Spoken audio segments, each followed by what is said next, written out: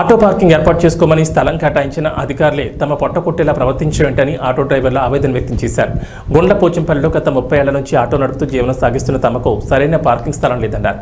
ఈ విషయంలో municipal commissioner కోరగా నారాయణ చెరువు కట్టపై ఉన్న ఖాళీ స్థలంలో ఆటో స్టాండ్ ఏర్పాటు చేసుకోమని చెప్పి నేడు ఆటో స్టాండ్ తొలగించారని ధర్నా చేశారు.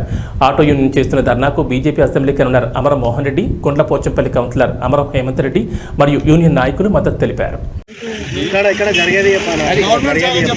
గత 25 సంవత్సరాల నుంచి మేము ఇక్కడ ఆటో నడపడం జరుగుతుంది. పోచంపల్లి కొంపల్లి నడుపుతున్నాము.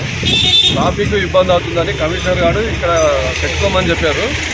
బస్ స్టాప్లో ఉండే ఇంత ముందుకు బస్ స్టాప్లోకి వెళ్ళి తీసి ఇక్కడ పెట్టుకోమని చెప్తే పెట్టుకున్నాము. ఇప్పుడు ఇక్కడ నుంచి కూడా తొలగించి మీరు వేరే దానం పెట్టుకొని మీకు వేరే దానం చూపిస్తామని అంటున్నారు. ఇది కమిషనర్ గారు సిబ్బంది కలిసి పొద్దున ఉదయం మేము ఇక్కడ వేసుకున్న గుడిసె తీసేసిరు. చిన్నగా మేము కూర్చోవడానికి తీసేసిరు. మళ్ళీ మా పరిస్థితి ఏంది? మాకు న్యాయం కావాలి. మాకు ఆటో స్టాండ్ ఎక్కడ ఇదేనా, లేకుంటే మేము అక్కడనే ట్రాఫిక్లో పెట్టుకోవాలా? మాకు ఒక పరిష్కారం చేయండి. మా జెండా కూడా తీసేసారు. మా జెండా తీసేస్తే పోలీస్ స్టేషన్లో కంప్లైంట్ ఇచ్చినాము. ఆ కంప్లైంట్ కూడా మాకు పట్టించుకున్న నాదుగులు లేదు. అసలు మా ఎంక్వైరీ చేయలేదు అసలు దాని గురించి. దాదాపుగా 20 సంవత్సరాల నుంచి గుండ్లపోచంపల్లిలో ఒక 50 మంది ఆటో రిక్షా డ్రైవర్లు ఇక్కడ నివసిస్తున్నారు. అట్లనే వాళ్ళ ఉపాధి కోసము వాళ్ళు రోజు గుండ్లపోచంపల్లి నుంచి కొంపల్లి వరకు వాళ్ళు గుండ్లపోచంపల్లి వాసులను కొంపల్లికి అక్కడ బస్ స్టాప్లో వాళ్ళు పబ్లిక్ సర్వీస్ చేస్తున్నారు. గుండ్లపోచంపల్లికి బస్ సౌకర్యం కూడా సరిగా లేనందున ఆటోలు ఎంతో ఉపయోగపడుతున్నాయి మనకు.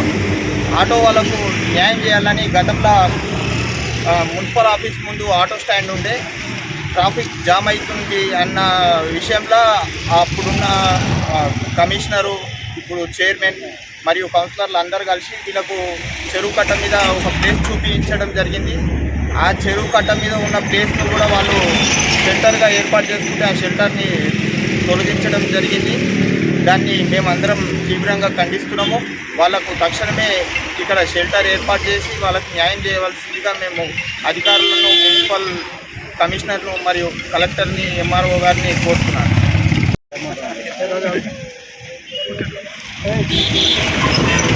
గుండ్లపోచంపల్లి మున్సిపాలిటీ దినదిన అభివృద్ధి చెందుతూ ఉన్నది. అనేక గేటెడ్ కమ్యూనిటీలు, అనేక వేర్ హౌజెస్, అనేక అపార్ట్మెంట్స్ వచ్చిన సందర్భంగా మరి ఆటో స్టాండ్ అనేది అక్కడ బస్ స్టాండ్లో ఉండేది.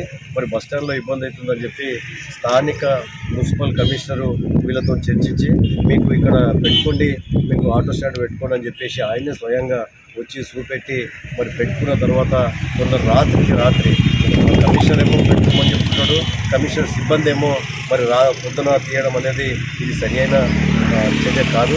మరి ఆటో స్టాండ్ ఏదైతే న్యాయమైన డిమాండ్ ఏదైతే ఉన్నదో మరి పబ్లిక్ గురించి వాళ్ళు పనిచేస్తూ ఉన్నారు కాబట్టి మరి పబ్లిక్ ఇబ్బంది కాకుండా కమిషనర్ గారు చూపెట్టిన స్థలాన్ని మరి కమిషనర్ గారితో కూడా మాట్లాడడం జరిగింది. నాకు తెలియదని చెప్పేసి చెప్తా ఉన్నాడు. మరి వాళ్ళతో కూడా మాట్లాడి మరి వీళ్ళకి న్యాయం చేస్తానని చెప్పి చెప్పడం జరిగింది.